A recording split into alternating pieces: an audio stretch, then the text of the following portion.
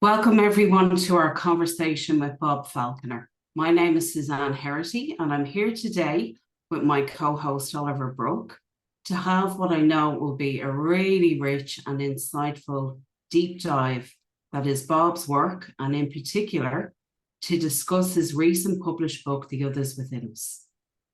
So before we get started, I'd like to offer you an acknowledgement of country. So we acknowledge the traditional custodians of the land on which I am presenting, the Whadjuk people of the Noongar Nation, and all First Nations people across Australia and the United States. We acknowledge the devastating legacy burdens in our society which have been caused by British colonisation. We acknowledge the devastating impact British colonisation has had on the First Nations people and the exiling of their elders, their healers, languages, practices, children, and culture. We acknowledge and respect their adaptive survival and their continuing protection of voice, culture, language, and practice. We pay our respects to the elders and all healers, past, present, and emerging. We acknowledge sovereignty has never been ceded and welcome all First Nations people to be part of this conversation.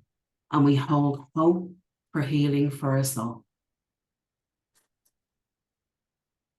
So welcome, Bob. It's so great to have you here with us, and myself and Oliver would really like to acknowledge all of the work that you've done in the IFS space, in the psychedelic space, and of course, your dedication, your research, and your tenacious attitude when it comes to the work of the others within us. We know that you have a real perseverance in helping people and also to support them end human suffering. And thank you so much for being a mentor, a teacher, and a guide to both of us. And of course, agreeing to participate in this open conversation. So before we begin, I just want to mention a short disclaimer just around the topics that we're going to discuss during this conversation. So these topics are based on our own opinions and they don't represent any of the views or the opinions of the IFS community or the IFS Institute. And any discussion around psychotherapy and psychedelic medicine does not constitute therapeutic or medical advice, and it's shared with intention of generating discussion and reducing harm and suffering. So just before we begin, Oliver and I would like to set an intention, and our intention for this conversation is to explore your research and your experience presented in your best-selling book, The Others Within Us, Internal Family Systems, Porous Mind, and Spirit Possession. And we also intend to deepen our understanding of where IFS, spirituality, and psychedelics intersect. So congratulations, Bob. It's been such a pleasure to read your book. I thoroughly enjoyed it. Great. Thank you. Good to be here. Yeah, great to have you here. Good to be here too.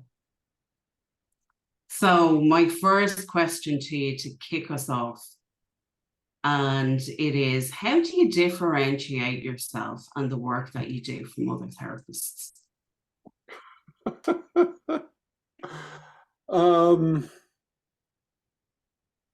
God, that's hard to say. More and more, I don't think of what I do as psychotherapy at all. I tell a lot of, especially when people come to me to work with unattached burdens, I just say, this is not psychotherapy. This is a form of spiritual healing practice. And, so that's a pretty radical way of discriminating myself from other psychotherapists, because this is really a spiritual work. I think the work of psychotherapy is all really a spiritual work. And we've sort of had to deny that to shoehorn ourselves into the modern academic materialist worldview. And I don't want to be shoehorned in anywhere anymore. Yeah, it sounds so expansive. And you know, even when you speak about, the farther reaches of IFS, it's like the farther reaches of psychotherapy as well. Yeah, Yeah. yeah. Which kind of leads me on to my next question. So, just around IFS, after you came to know about IFS, I'm just wondering what the components were of IFS that drew you in and differentiated the model from other forms of psychotherapy, and how this actually began to transform how you work with people in general. Yeah. Well, there are a lot of other parts work models. And I was very deeply involved with Gestalt psychotherapy. I live near the Esalen Institute, which is the mecca of Gestalt in America. And, there's voice dialogue, psychosynthesis, ego state therapy. I worked a lot with the Watkins. So moving to IFS was not that big a jump for me, as it is a huge jump for many therapists. And the word that I now sum up what I like about IFS, as opposed to all the other modalities, is respect. We respect the person's parts. We don't think any parts are wrong or bad. And we respect the protectors. We don't want to push past them and get to the exiles.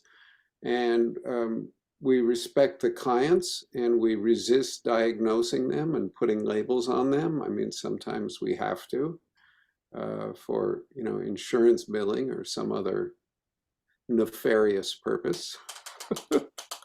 But, so it's very respectful. And you could see that as almost like weak, because it's not, but I actually think it's the source of IFS's power. It is in this, the respectfulness of it makes it potent. It doesn't need to pick these fights. Way back in the early 70s at Esalen, they had all these things they called tea groups, where we'd go in there and we'd tear each other down. We'd stay up all night, pointing our bony fingers and saying, you have this character fault and I'm going to prove it to you. And we thought that was good for each other, and it wasn't. It was devastating. It increased all our protective functions and made all our tender parts go hide. So IFS is sort of the opposite of that. Kind of a long-winded answer. Yeah, thanks. Yeah, but it sounds like, it sounds like, even though, you can see how much respect IFS offers, that it was an easy transition for you because of all the other therapies that you're aware of and the circles that you were in. Yeah. Yeah. So it sounds like it made it easy. Yeah. Okay. Yeah. Thank you. And Bob, talking about kind of IFS being this, more respectful model, and seeing kind of all parts as valuable, and that they all have kind of this adaptive function, and that we actually kind of welcome that. We don't kind of fight with it, as you just described in other modalities. In the Australian IFS community, there are people that have concerns about some of the, topics and things that you've been exploring and researching. And I guess, their protectors might see working with the others within and talking about the concepts that you explore in kind of a way that might discredit IFS in Australia, especially kind of in the mental health realm, and kind of, trying to expand the model in our country. And I just wondered if you would be able to kind of, address some of those concerns around this topic, kind of maybe potentially discrediting IFS, and also around, new therapists learning about the others within, and then potentially seeing protective parts as UBs instead of kind of extreme protectors. And would you have some thoughts about those two concerns? Let's start with the first one. This discrediting IFS. This is Dick's big fear, and he didn't want me to write the book for a very long time, and was And then he turned around, and he applauded the book and wrote a foreword and, said he's really glad this stuff isn't being kept secret anymore. I think there are ways to frame it that make it almost brain dead obvious that something like this has to go on. And one of the most powerful ideas, I think, is that our mind is porous. One of the great realizations of IFS is that our mind is multiple. It's not one, homogeneous glob. It's all these different parts with all these different skill sets. And when Dick started introducing that, people said, don't talk like that. You're colluding with the illness of your clients.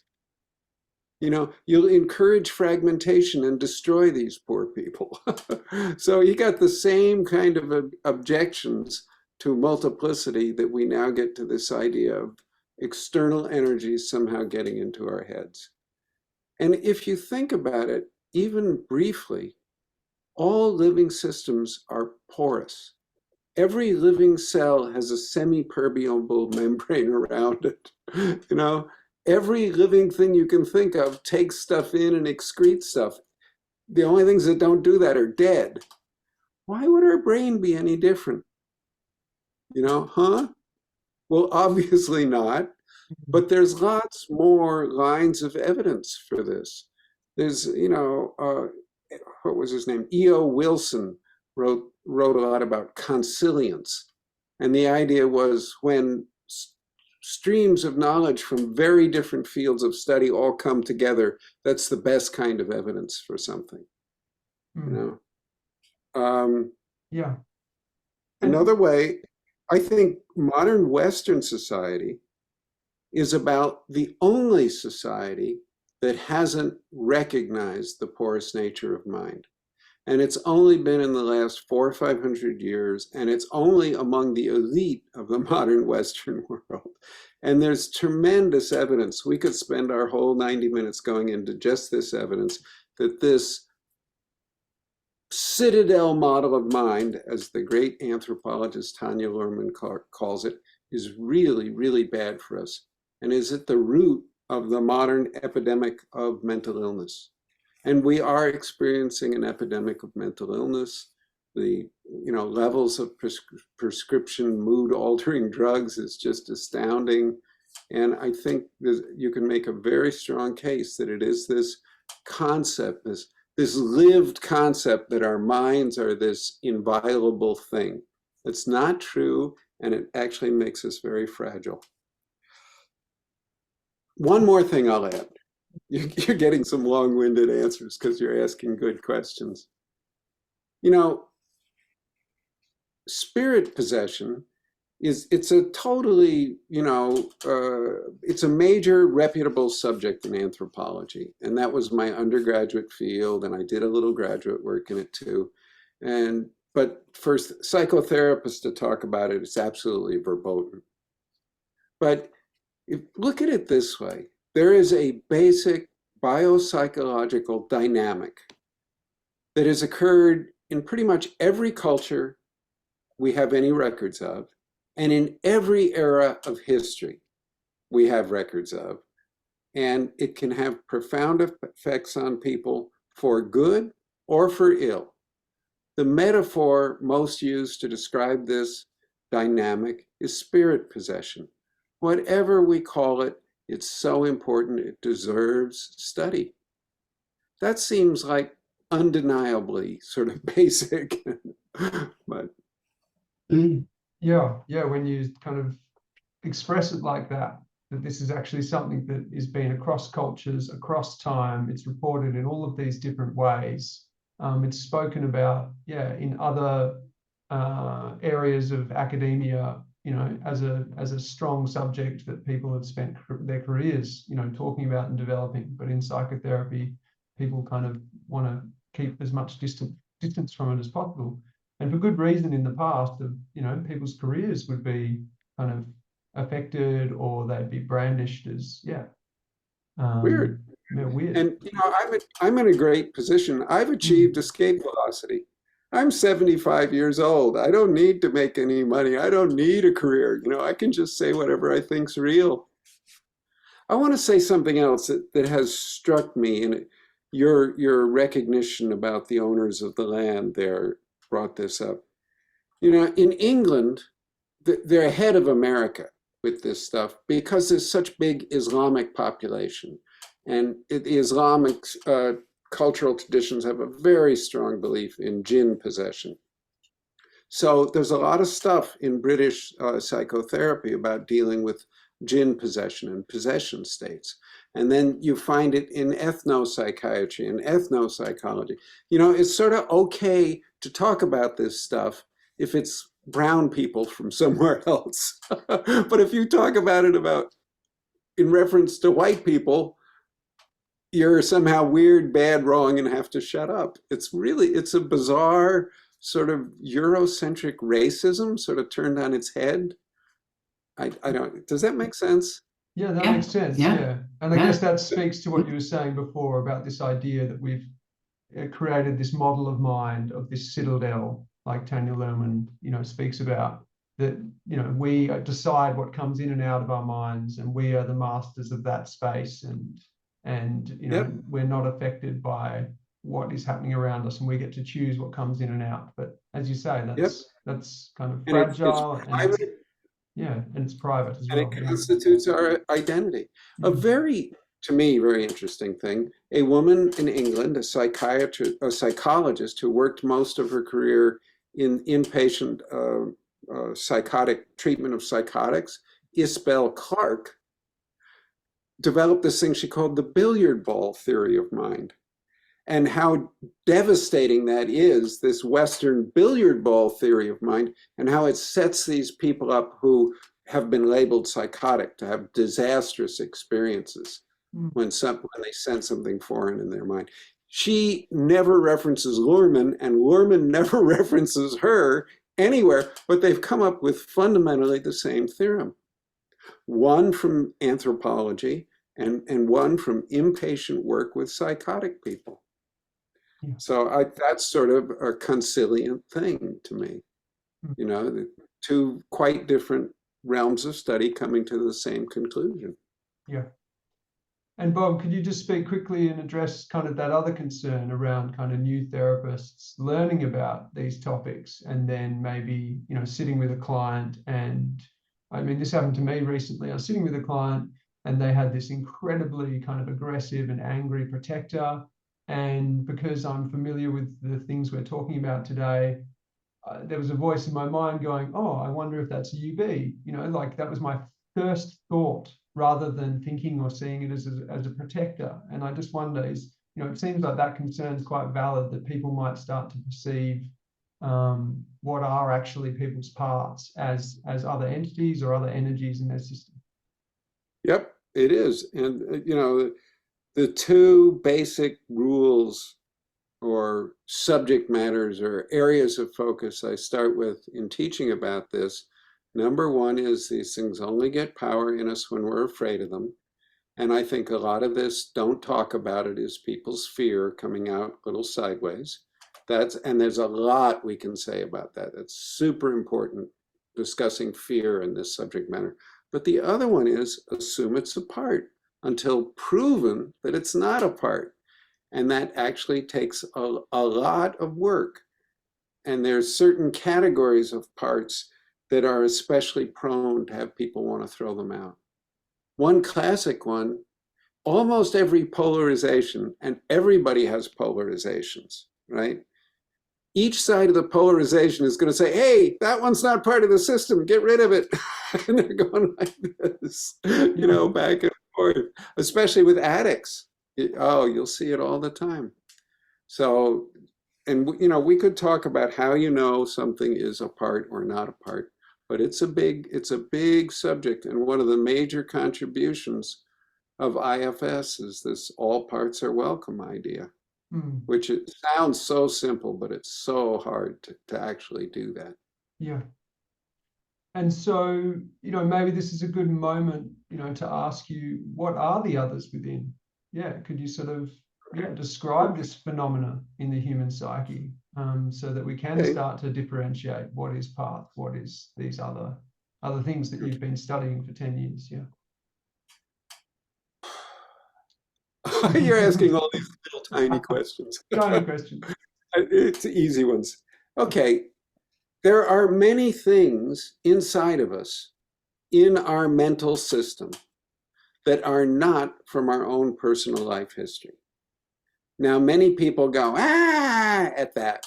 So I'm going to back up and deal with that a little bit. When I was being trained, there was this idea that nothing in the mind that was not first in the senses. That when we're born, we're a tabula rasa, and everything in us comes from something that came through our sensory modalities. And that was the standard belief in the social sciences. That was 100% wrong, dead wrong, and I don't think there's anybody alive who still functions with those beliefs. There may be. I've probably just offended somebody. And the evolutionary psychologists have proved this. We come in with pre-wired modules that are already all there, and they do a bunch of different things. The one that's most obvious to many people is the facial recognition module. You know, if you make a little line drawing with like a mouth and two eyes, a baby will orient to it.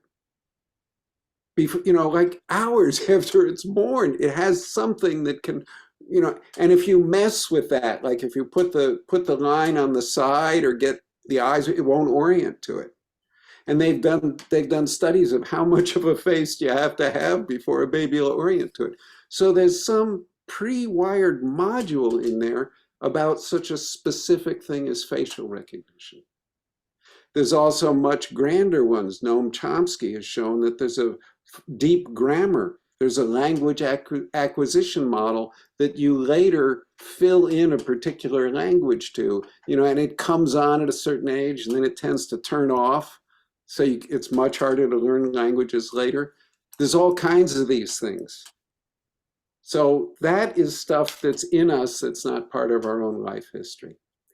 There are also epigenetic burdens from our ancestors, which in IFS we call legacy burdens. Now there's hard science behind this. There are studies with rats, and you know, it doesn't count for a lot of people unless you can make a rat do it. Rats do this stuff, mice do this stuff.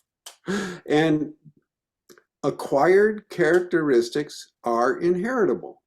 This also goes 180 degrees against what people of my generation were being taught. That, you know, they were saying, no, it's all in the genes. Well, that was wrong. It's not all in the genes. Acquired characteristics are inherited.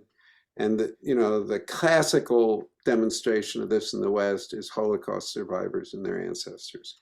Very distinct syndromes, you know, come a second, third generation out. So those are two examples of things that are in us that are not part of our own personal life history. They're others within us. And then there's this other one. Sometimes there's, I don't know, you want to call them energies or burdens or beings or, you know, pick a name, that are in there. We don't really know where they come from. We don't really know what they are, but we can notice they can have profound effects on people for good or ill. And we can develop pragmatic ways of dealing with them. And I've really worked very hard to discipline myself to stay with radical pragmatism. When somebody is sitting in front of me suffering, it's my job to do the absolute best I can to reduce their suffering. It is not my job to use them as a research subject and see how much information I can get out of the interaction. That would be unethical. And I'm so curious, I've had to really work at that. But it's had this really good benefit. We can get, it's a reasonable goal to get pragmatic guidelines as to how we can help this kind of suffering. Whereas I think understanding what these things are, where they come from, then you have to understand the nature of mind, what is consciousness. That's centuries away, gang. Let's just stay with something simple. Even this isn't simple. It's a hard and difficult issue, but at least it's sort of doable. Yeah, thanks for that answer, Bob. And I love that you took that approach with the book, this kind of radical pragmatism of William James. And that really shows in your book that you don't go into trying to kind of explain what these are. I mean, you give examples of how different traditions and religions and spiritualities have kind of named them and how but you mainly focus on how they've actually worked with them and how they've helped people to relieve suffering. And I really liked that about your book. That you went kind of more on that angle rather than trying to go into theorizing about them. Because as you say, we don't know and we can't know what they are. Yeah. That's one thing I've really enjoyed, Ollie, and this may sound weird. The more I've gotten into these bizarre subjects, the more I realize how astoundingly ignorant our most intelligent people are. I mean, really, we know almost nothing. It's like, wow. And I was listening to this one person, I think it was a neuroscientist, and he said, us thinking we know what goes on in our own mind is about like one of those little tiny bonobo monkeys being on top of an elephant, thinking he's controlling the elephant. It's ridiculous, No, we're not even close. I really found that during the pandemic, watching a bit of TV before I got rid of my TV, there was so much news and all of it was saturated in fear. And I found that I was, after watching that for a few days, then I started becoming more and more fearful about not just the pandemic, but other things. And I guess that's one example of kind of this porosity of mind, of like taking in, a belief and ideas and emotions from something that's not actually ours. It wasn't my idea to feel fearful. So yeah. Yeah, we have a lot less Let me give you a couple more consilient streams of information that go to porosity of mind. So, because I think it's a very, very, very important concept that it's only beginning to be looked at and explored. Daniel Siegel, the Harvard MD and professor at UCLA, has developed what he calls interpersonal neuroscience. There are over 50 book-length studies in this field. Millions of people have read about it. And he basically says that our minds and emotional well-being is created interpersonally. And he says that this individualism, he doesn't use the citadel, he doesn't call it the citadel model of mind. He says it's built into our language. We actually are going to have to invent new words because this is so fundamentally in our language. And he talks about we, M, and then parenthesis we, because he says we're not really separate, so you can't talk about we. And he talks about intra-connection instead of interconnection, because we're all part of the same thing. And he makes one point that I really like. He says, our primary mode, our primary tool, our most powerful tool to modulate our own emotions is connection with other people. It's not inside us, it's in a relationship. And that is so clear with a mother and a baby. So, it's undeniably clear. For adults, you can waffle around on it. So that's one. Another one from a whole different field is what they call hyperscanning. And the brain scanning equipment, fMRIs and EEGs and all that, is so good now, they can basically create helmets that people can wear and interact with. And there are now, I think, at least 40 major studies in hyperscanning and 200-300 peer-reviewed papers.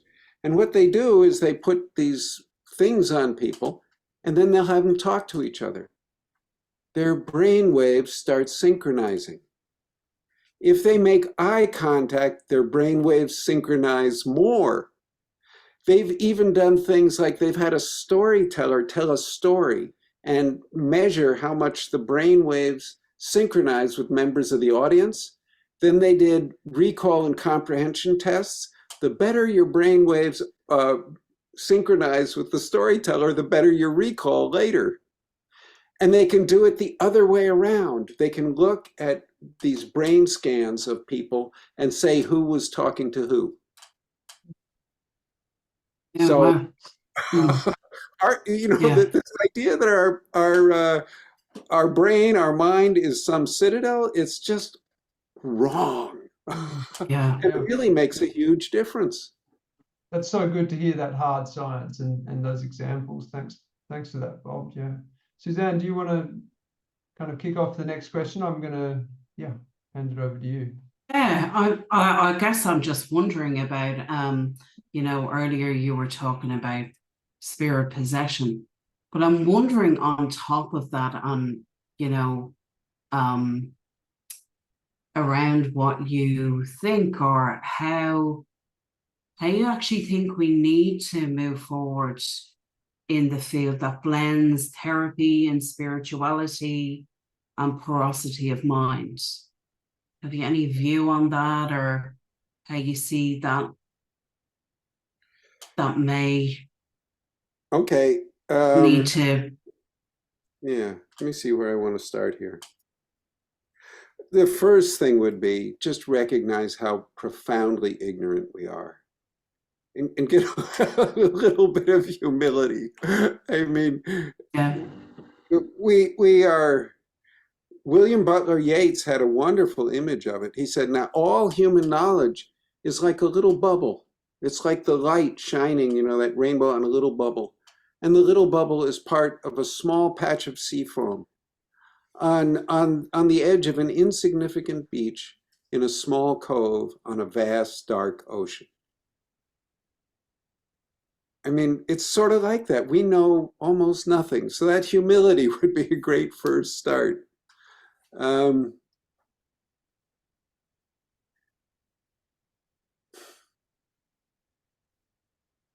I think the medical model is fundamentally flawed. It's not really about pathology. And the whole project of squashing it into a medical and pathology model, the whole idea of mental illness is a cultural construct. And in anthropology, very often the anthropologists talk about idiom of distress instead of using the phrase mental illness, because they know that just using the phrase mental illness imposes something from our culture on the other culture. I think our concept of mental illness might be a mental illness in and of itself. We're doing something really culturally really off. And I think it's around this definition of the mind as a citadel, a private thing, our attitudes, our thoughts about pathology, and a whole bunch of other things. Could you give an example of that, Bob, between cultures? Like one example of how in another culture something wouldn't be seen as mental illness, in our culture it would? Oh, I can give an example from Tanya Luhrmann. It's not exactly what you want, but she studies mental illness, psychosis, and spirituality cross-culturally. And one of her studies a while ago was studying psychosis in San Mateo, California, near where I live, Accra, Ghana, and Chennai, India. And here in California, we spend way more than 100 times what either of those other two countries spends. I mean, India, for example, had 5,000 psychiatrists for a population of 1 billion, and it had no social safety net, none. Now, guess who gets the worst results with psychosis? We do here in California. Now, if we had a brain, shouldn't we be studying what they're doing there? Shouldn't we be going to them as students, going, what can we learn from you? That's not what's happening. We're exporting our model of pathology and drug therapy to them. and their results are going down. But excuse me, I'm venting a little. Anyway, what Tanya Luhrmann said in her study, she thought the big problem here was this citadel model of mind. Because if you have this belief that your mind is private, everything inside it is yours, it constitutes your identity, you start hearing a voice, very common symptom, quote, symptom of, quote, psychosis. You start hearing a voice, it's shattering. It destroys you. You know, this thing that looks so strong, like most protectors, is actually incredibly brittle. In Accra, Ghana, they had a view of the self and the mind that was much more ecocentric. They expected to be in contact with spirits of nature and spirits of the divine. So it was not, I mean, people had, you know, florid psychotic episodes, but it wasn't so shattering. In India, they had more what she called a sociocentric model of the self or model of mind, where they saw it as a family. And if someone started hearing a voice, they might go, oh, that's just like my aunt. She always nagged. You know, Yes. it's not some shattering that you're fundamentally flawed, broken, and going to be defective the rest of your life. So I think that's an example where symptoms are held differently and the outcome's different and better. Yeah, thank you. I really like what you said about us remaining humble when we're speaking of this topic. And it reminds me of, maybe you said this to me, Bob, in a previous conversation, but to go in with beginner's minds all of the time. And it just reminds me deeply of how when we're with somebody, especially working through an IFS lens, that we're allowing them, walk their own path, and we're just beside them, and we know nothing of what's going on inside. Yeah. I think Yeah. that's one of the great messages of IFS. The real healer is the client. It's their self-energy. And they have a connection to an ancient healing wisdom in their bones and in their blood. And it's a whole lot wiser than we are. And if we can help them connect to that, that's great. There's another way I take the issue of sort of humility, and that's learning the language of the client and not imposing our ideology on them. And, this whole psychopathology, mental illness model, that's an ideology. That's a cultural artifact. It is not, there's no hard science. There's no chemical test you can do which would say, oh, this one's schizophrenic, this one's, blank, blank, blank. No, it's an ideological thing. And I think it's super, super, super important. Learn the language of your client, respect that language. Don't try and teach them yours. And my favorite story about this, it was a story about Dr. Milton Erickson, the greatest hypnotherapist to ever live, probably, and a truly great healer. And he was a psychiatrist, and he was on this ward with a guy who basically stood in the hallway and spoke word salad, nonsense words that seemed to sort of sound like a language but meant nothing. And he'd been there for years and years and years, totally isolated in his word salad. And Dr. Erickson went up to him and started copying down his word salad.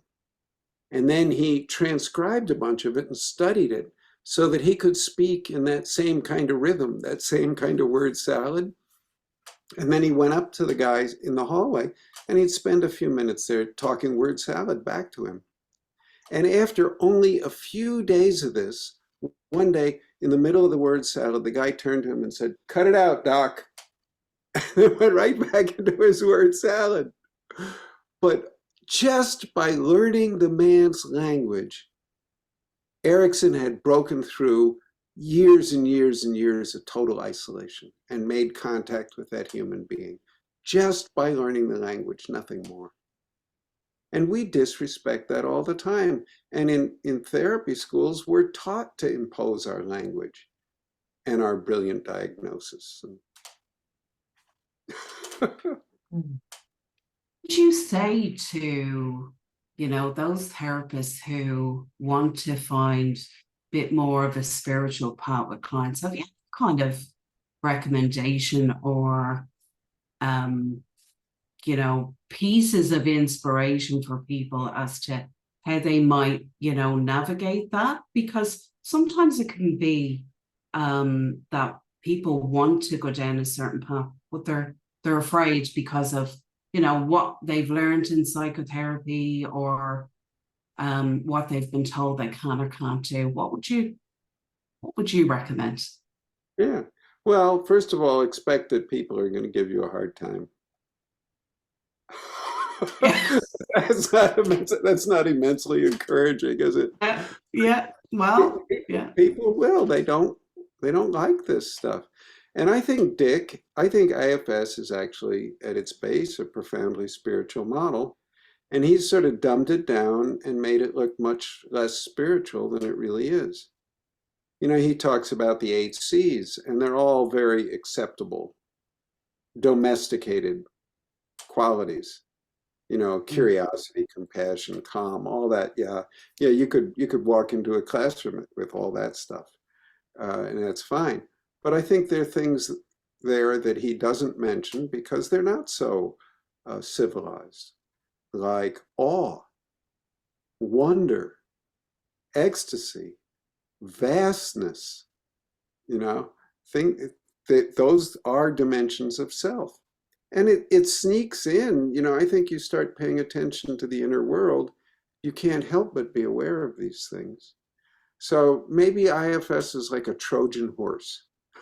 Get people in there, and once they're in there, these other things they're just there. And I think maybe that's how it's going to function. In terms of introducing it with a specific client, again, it would be listen to your client's language. What's their opening towards it?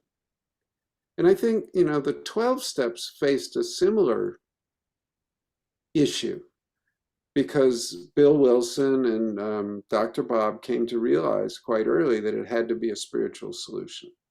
Nothing else would really work for the addicts they were dealing with. But spirituality was a no-no. So they came up with the phrase higher power. Even the most hard-nosed, rationalist, atheist, materialist, you take them down to the edge of to the beach at the edge of the ocean and say, which is bigger? You or the ocean? Or what's smarter? You or this group? You're in this whole group of people trying to recover. So it's really hard for people to deny that something is a higher power.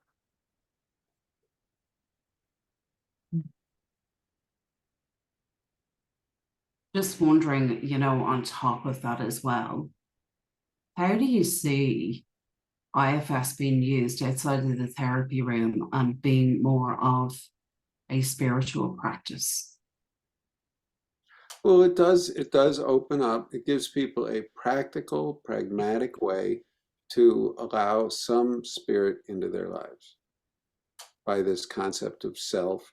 And Dick now often talks about self as both a particle, it's something you have a self, and it's also a wave or a field, this vast thing you can join.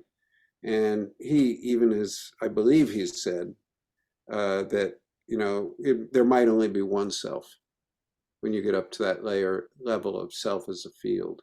Now that we're talking about spiritual experiences now. We're using a very unspiritual language for it.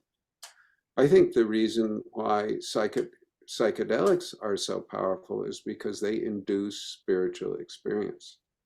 And Roland Griffiths, probably the greatest hard scientist researching psychedelics, or one of the top 4 in anybody's list, has basically said that.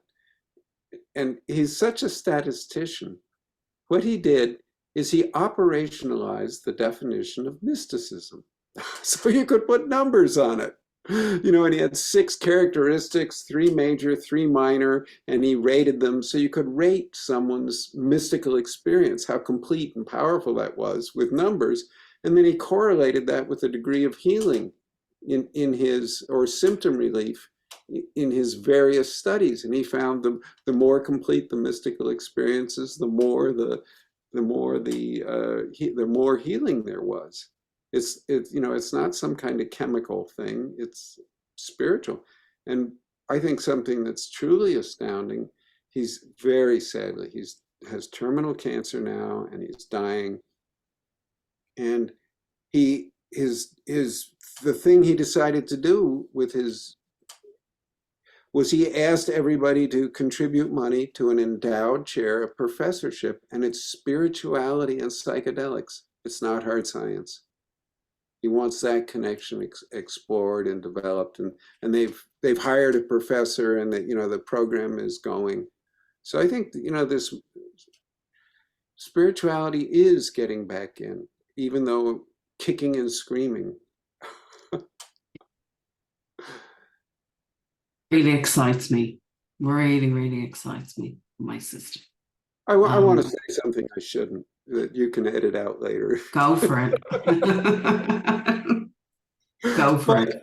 The academic therapy establishment has been astoundingly wrong. They have had their head wedged where the sun doesn't shine. When I was coming in the late 1960s, there was a major textbook of psychiatry in America that said incest is vanishingly rare, less than 1 in a million families, and when it happens, it's often good for the child. Oh. That was the opinion of a major psychiatry textbook in the late 1960s. And the academic establishment resisted and fought the survivors movement. The whole thing about sexual abuse and that kind of trauma was only recognized because there was a bottom-up grassroots movement of survivors and survivor activists. And the schools and the authorities fought against it a lot. And it was really ugly battle. I was part of that. They also fought against the diagnosis of PTSD. And the only reason that ever got recognized is because of the Vietnam veterans rap groups in America. They had these groups where the soldiers would come together and talk. They knew this stuff was real. I mean, duh. They lived it. And there's one psychiatrist, Dr. Robert Lifton, helped organize them. They did not go to the therapists. They went to Washington, D.C. and put political pressure. And politicians cannot say no to veterans. You know, it's like this holy cow. You know, you can't mess with the veterans. That's how PTSD got in the Diagnostic and Statistical Manual. And I mean, I'm really glad they're all going, yeah, trauma, and you know, they're all on board with it now.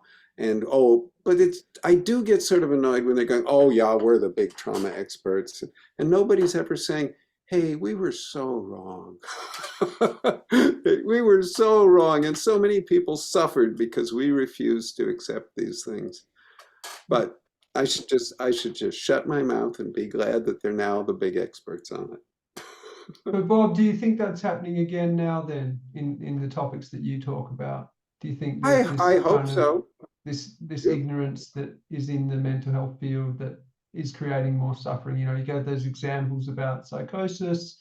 You know, in Australia, we also, you know, medicate people who have those psychotic experiences, and we, you know, support them in mental health facilities and things like that, and they're diagnosed and treated in that way.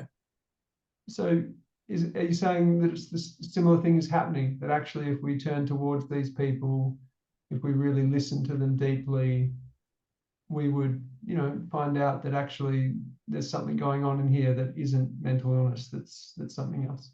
In many of them, and in some of them, I think it is, you know,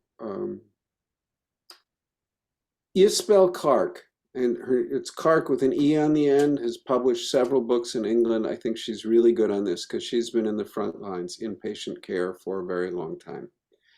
And, you know, there was a guy, I think his name was Church in England, and he developed the schizotype scale, which was originally, when he developed it, he was just trying to measure pathology.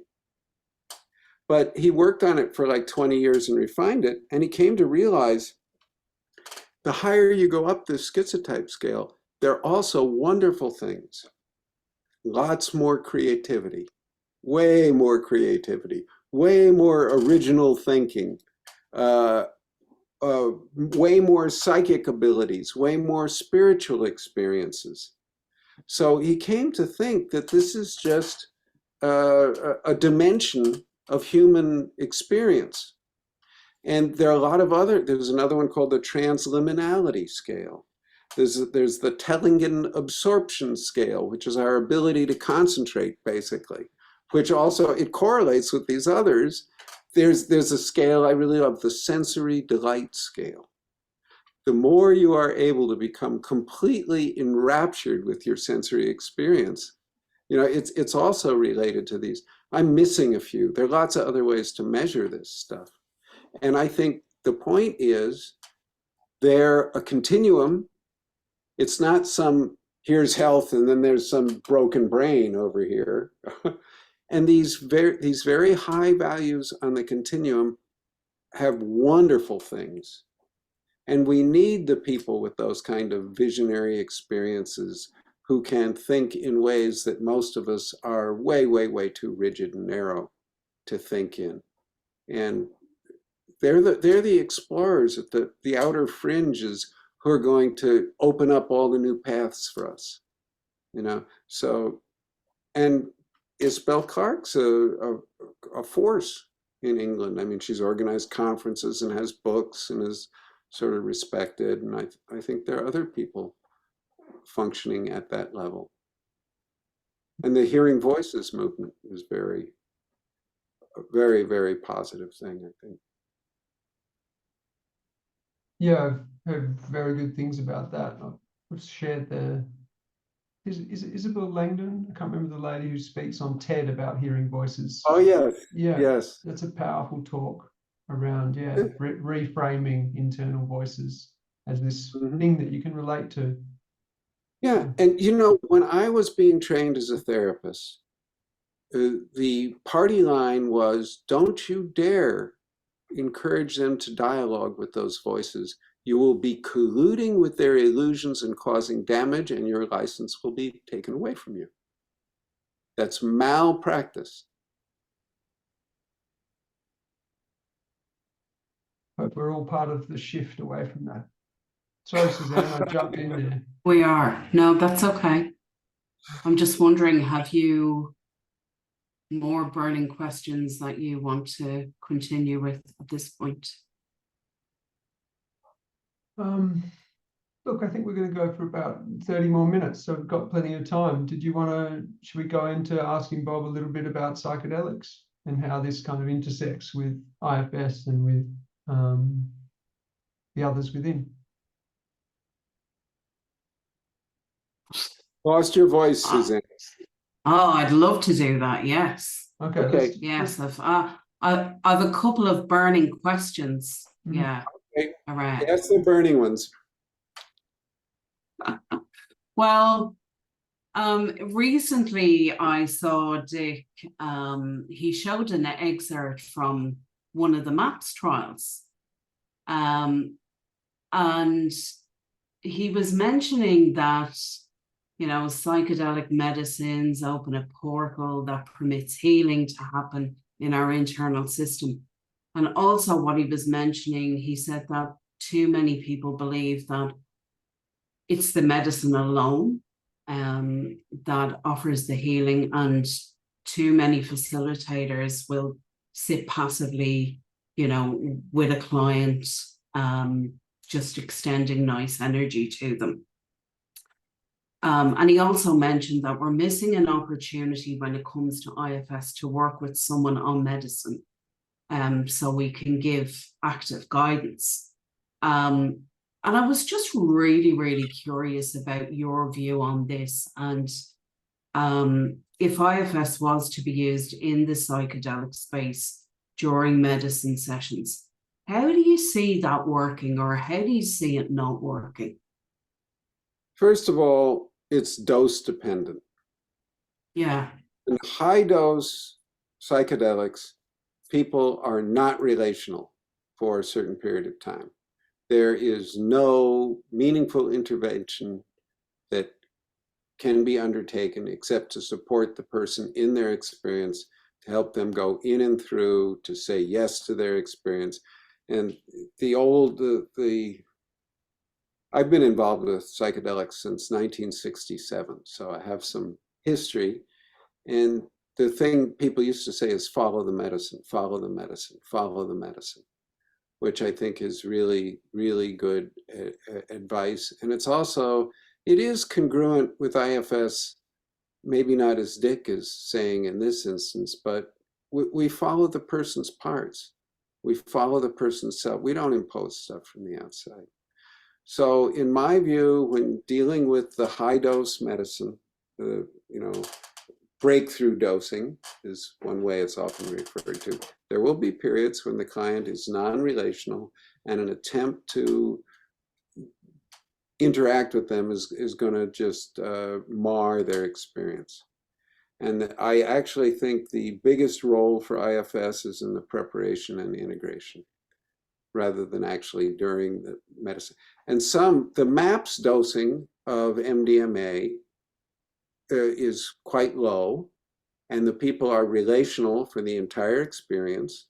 And so that in that kind of situation, yeah, you can do therapeutic type interventions throughout. So it would be really dose dependent, and more IFS would be more appropriate if somebody was still relational. And some do you reckon? some of the medicines, intermuscular ketamine, for instance, people are not relational. Yeah. For a very substantial period of time. 5-MeO DMT, people are not relational. You keep the body safe, and you help them go in and through whatever's happening. That's all you can do. Yeah. So would it be medicine dependent as well? I think so, yeah. 5-MeO at any kind of dose is not relational. Yeah, absolutely. And also I was wondering, there's such a renaissance happening at the moment in the psychedelic space. There's lots of things happening, from the underground to MAPS trials to psychedelic psychotherapy becoming more of an opportunity now for people to train in. And with everything happening, I'm just really wondering about, just in general, the psychedelic community, and how you think the psychedelic community could be supported when it comes to the topic of the others within. Okay, first I got to say some other stuff. I don't think there is a psychedelic community. I think there are a bunch of people with very, very different attitudes. And I think there's a strong contingent that wants to medicalize the use of psychedelics. I do not like that at all. And, I work a lot, or a fair amount, with indigenous people here in America, and they don't like that either. They say this is spiritual, and turning it into medicalizing it, degrades it horribly. And there are a lot of people, and I'm talking about the therapists now, who are profiteering off this to quite an incredible degree. I mean, in Oregon, I think the average cost for a psilocybin session with somebody with their approval is like $3,500 for a day. there's a problem here, and I think another thing that's happening is that for every legal session, there's probably 100 or more likely 1,000 illegal sessions. Because, mushrooms are cheap. Are you going to go spend $4,000, or are you going to take something that costs, $20 and sit with a friend? And have it in a spiritual framework instead of a medical one. And you can tell where my sympathies lie. But Sure. so I'm focusing most of my work in this area on working with the underground providers in a model of damage control. There's certain things they can be trained in quite quickly that will prevent a lot of damage. And this is where the vast majority of the psychedelic sessions are happening. So I don't think there's a community right now. There's some unity, but there's a lot of division. And I just want to say, I think that there are things that IFS brings that are unique to IFS and super important for medicine. Number one, the traditional preparation sessions for medicine were about setting an intention. Now, in IFS language, we know what parts set intentions. Managers, right? It's a very managerial task. Who is the last part we want in charge of a psychedelic experience? The managers. They can't handle it. Gotta blow them out of the water, So, it's important to have an intention, but you have to let it go. So instead, IFS gives us the insight that what we really need to do in preparation is just get permission from all the protectors. Preparation should be about getting permission from all the parts to do this experience. And that seems like a relatively small thing, will prevent so much chaos, so much trouble, down the road. And I will tell people, I wouldn't help you have a psychedelic experience unless we can at least get a begrudging, oh, okay, we can try it, from every part in there. Yeah. That's a very radical change in terms of preparation. And I've grossly oversimplified this. I've made it black and white. Yeah. But that basic point, I think, is super, super, super important. I'll say something about the integration end, because this is where I think therapy comes in more, not during the session itself. I like that Robin Carhart-Harris was at the Imperial College of London and now is at UCSF, University of San Francisco, out here near me. And his team had this model of most people, they're like a ski slope where everyone's gone down the same way and there's this deep ruts and that's all they can do. The Harvard people call this rumination, and they also say this is what psychedelics disrupt. Robin Carhart-Harris says, what a psychedelic experience is like is the vast new snowfall over the whole mountain. So all these other trails are now possible. Things are wide open again and beautiful and exciting and clean. If he's right, we need to time our interventions, our integration interventions, very quickly after the session. Maybe that same night, or at least the next morning, because you don't want them to start going back down those same old trails again. That's what they'll do if they don't have some help to appreciate the vast new realm of possibility. So that also gives a new way to structure integration sessions. Yeah. And it changes the timing. I used to joke with people that many times the real therapeutic window of opportunity for psychedelic assisted therapy was given to the Uber driver who was taking the person home. No. But I just realized that a week-long course in about 5 minutes. So I've obviously simplified a little. And on top of that, Bob, do you think there's anything that, you were saying that there's really no psychedelic community at the moment, but there's those who, want to medicalize it, and then there is the more spiritual framework. Well, and there's still there's the party framework. Yeah, and the underground, I suppose, if you were to coin it as a term. I'm wondering, is there anything that you believe that we can learn from, even as IFS therapists, from the underground? Oh, definitely. Definitely. Yeah. The therapists should be going to them as students. Yeah. It's just like with those tribal people in Chennai and Accra. There was a wonderful guy. There's these two books. It used to be the book was The Secret Chief, but then after he died, it was Secret Chief Revealed. This psychologist in Berkeley kept doing psychedelic assisted therapy all along. He never quit at great personal risk. That man knew something,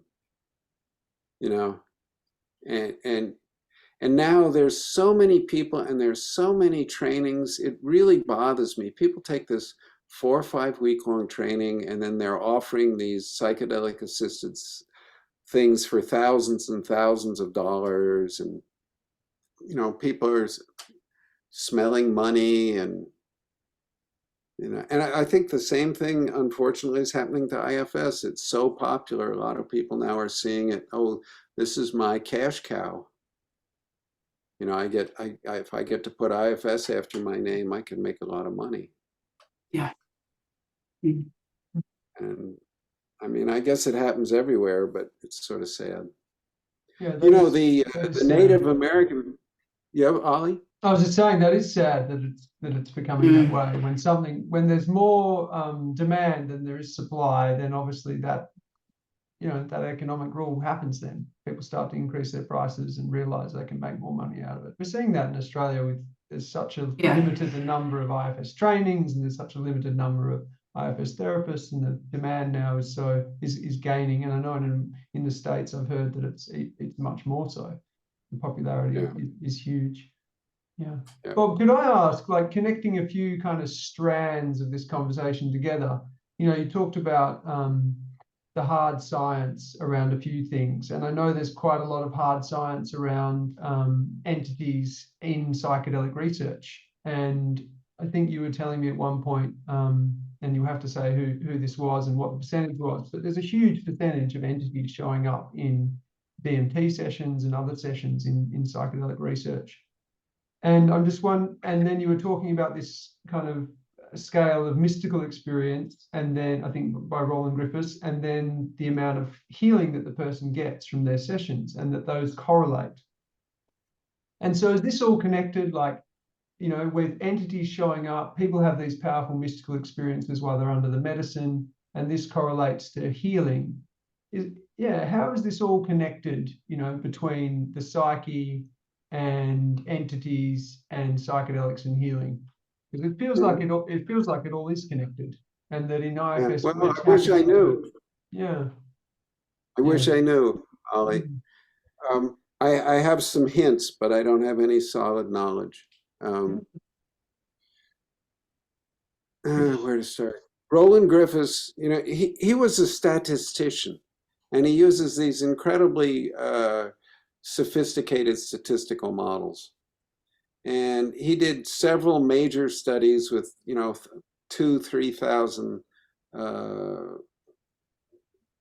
participants, and they showed something like 50% of the people involved with DMT stuff, it met a conscious being, conscious, intelligent being.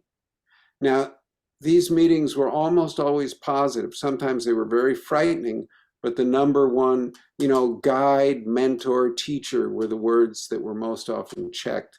And all of Griffith's research and all of Johns Hopkins research is available for free on their website, which I wish every researcher would do. So you can go look up all these studies. And a guy who I think in this area is even more interesting is Rick Strassman, who did DMT research at the University of New Mexico. He found that 50–60% of the people met conscious beings, and this freaked him out. He was expecting some kind of Zen enlightenment experience. That's what his, and no, they're meeting these intelligent beings and having emotionally valued relationships with intelligent beings. This was like, it did not fit his worldview, and it was very upsetting to him. And he went back and he stopped doing the research, and he went back to his Jewish roots, and he said the things these people are most like is the Old Testament prophets talking to angels and spirits. And he said it's a relational world, and so it totally transformed his thinking. And there's a series of the Tyringham Hall conferences in London, where people have gotten together. I think there are 3 of the conferences now, just to discuss psychedelic entities. And some of the people there, David Luke, has said that on very high dose DMT, it's about 90% meet intelligent entities. So, and I have a 100% rational explanation for this too. If to satisfy the rationalists. I don't know if there's any intelligent entities out there wandering around waiting to talk to us. But, we were talking before a little bit about evolutionary psychology. And there's one module in our brain that's way bigger, way more powerful, and has a lot more horsepower than any other module. Now, if you think about humans, early on in their hunter-gatherer bands, we're pathetic. Look at our fingernails. Those are our claws. Look at our teeth. It's like, and we stand up. We're visible for miles, and our vital organs are right there where they could be ripped out easy, and we're slow. It's like, what? This animal took over the planet? The only thing we have is our ability to form coherent groups. That's the skill. It's a skill in cooperation that allowed us to become the apex predator on the planet. And this also means that the most dangerous and most numerous other animal for any early human was other humans. So, not surprisingly, the relational module of our brain, the part of our brain that evolved to deal with relationships with other people, is the most powerful module in our brain. So if you want to just be a total hardcore rationalist materialist, you just say that the term in evolution is exaptation. We exapt that model and use it in the inner world here and deal with everything in the inner world in a relational model, because that's our strongest tool. So you don't have to go, oh yeah, there are these spirits wandering around. You can just go, this is the way our brains work the best, our minds work the best. Okay, so an example of that would be, if you're feeling some sort of lowness or darkness inside, even if that's not some sort of spiritual entity, you might, if you went inside in psychedelic medicine or even in an IFS session and started to relate to it, that module of the brain would start to personalize that energy, that emotion, that being, and you would start to relate to it as a person, even if we don't really know whether it is or not. And that would be our most powerful way of dealing with that. Yeah. Because that's the strongest part of our brain. So it's a really good thing to do. And this would apply to parts work as well as unattached burdens, as well as psychedelic entities. I think there's more going on than that, but I just wanted to throw that out there for the rationalist materialists. Yeah. I think that's really important. And I know you talk about it, there's a chapter in your book about personalism and how, and because you are taking this kind of pragmatic approach, that this is one of the ways that is helpful to actually see these voices as people, these entities as people, and to treat, you know, the person with the dignity and respect that actually what they're communicating with might be a being inside them. At least that's the most helpful way. Yeah, and treat whatever it is they're hearing inside them with that dignity. You know, this is something that happened in Dick's work with parts. At first, he just went, "Oh, well, I don't know what these are, but if we treat them as full spectrum people, we get better therapeutic results. That we can show." And that was the IFS official line for decades. And then he went, "Well, these things are full spectrum people." You know, he made that second leap. Yeah. I think you could make that same exaptation argument for working with parts as you could for working with unattached burdens. Makes sense. Yeah. Suzanne, did you have another question about psychedelics? And then we might start to kind of wrap up and ask Bob some final questions. I believe I've asked what I was going to ask, unless you've got another. Let me tell Yeah. a little psychedelic story then. Sure. I won't tell you about the times Dick and I did ketamine together. Save that for the next Yeah. talk. Yeah. Well, Part two. Part two, yeah. Yeah. I get obsessed with this idea of generative change versus counteractive change, because I see the human misery in the planet is going up exponentially. We are in an epidemic of mental illness, if you want to call it, distress, whatever you want to call it.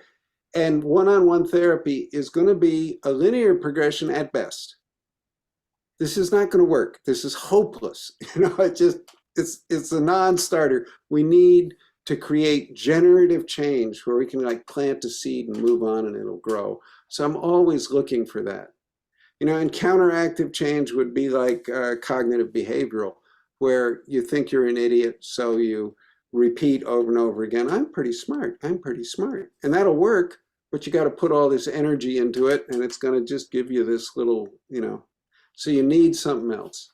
So the best example of generative change I've ever come across comes from one of the MAPS studies early on. It was one of their cohorts with PTSD. And at the time, they had 3 MDMA sessions with 3 therapy sessions before, between, and after. That was the whole thing. At the end of that, 52% of the people who had all qualified as PTSD no longer qualified for PTSD at all on any of the evaluations. Now that's unheard of success, right? Great. The thing that's really astounding, a year later, 68% didn't qualify for PTSD. Something generative had been planted that on its own created more healing later on.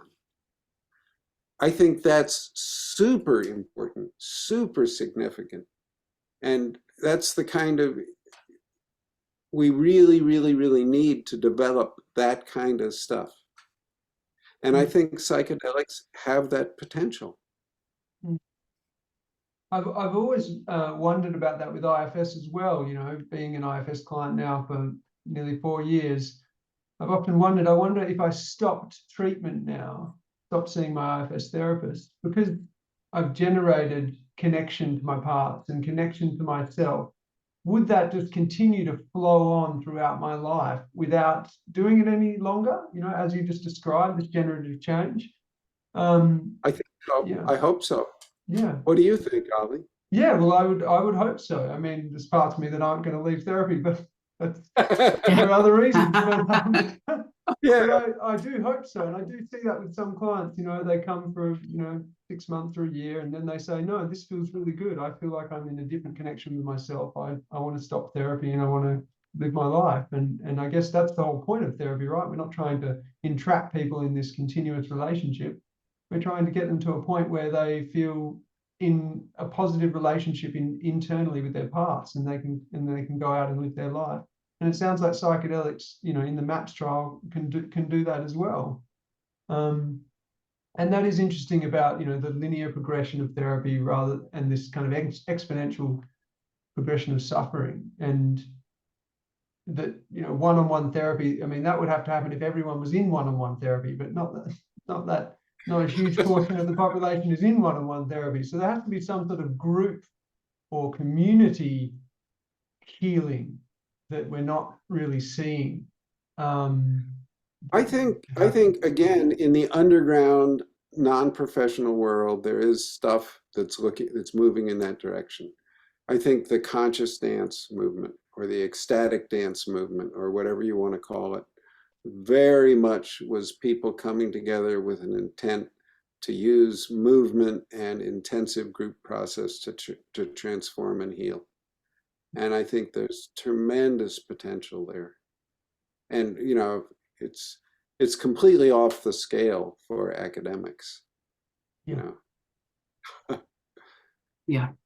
And Bob, if we could have asked you, the question you'd wished we'd asked you, what would it have been and how would you have answered? Oh, that's a good question. Nothing's coming to mind that I wish I'd been asked. Any last thoughts? Maybe what am I doing now? Yeah. What are you doing now? What are your offerings and things after the book? Well, I'm trying to get this, I'm jokingly calling it a UBU up and going, where I'm going to record a whole bunch of classes and just have them up on the internet. And so that that information will be there and be available. And I've got a couple more, I'm involved in 2 more book projects and actively working on 2 of them. And yeah, I think for me, it's more and more moving out of this idea of pathology and more into a spiritual framework. And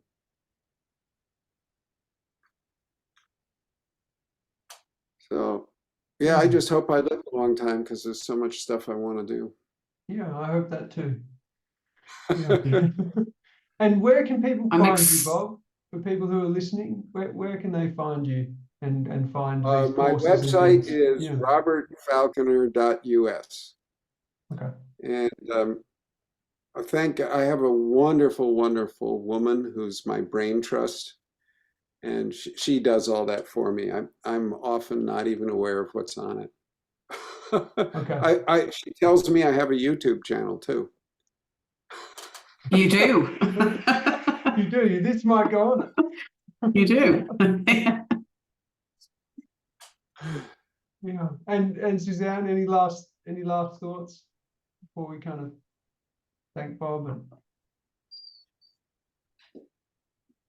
I guess for me, I'm just so happy that we've had this opportunity to have this conversation with you about your book, about everything that you've been doing over the last number of years. And it'd be great to have another conversation with you around this if you're open to it. So, yeah. Okay, that'd be something you could ask people who listen to this one. Yeah. What would they want to ask? Yeah, absolutely. Yeah. That'd be really fantastic. Yeah. Yeah. Ask the heart. Yeah. Thanks so much, Bob, for taking the time to sit with us today and answer all our questions. And yeah, it's been really engaging, and I've learned more from you as I do every time I sit with you. So thanks for that. Okay, thank you both. Bye-bye. Thanks, Bob. Bye. Take care.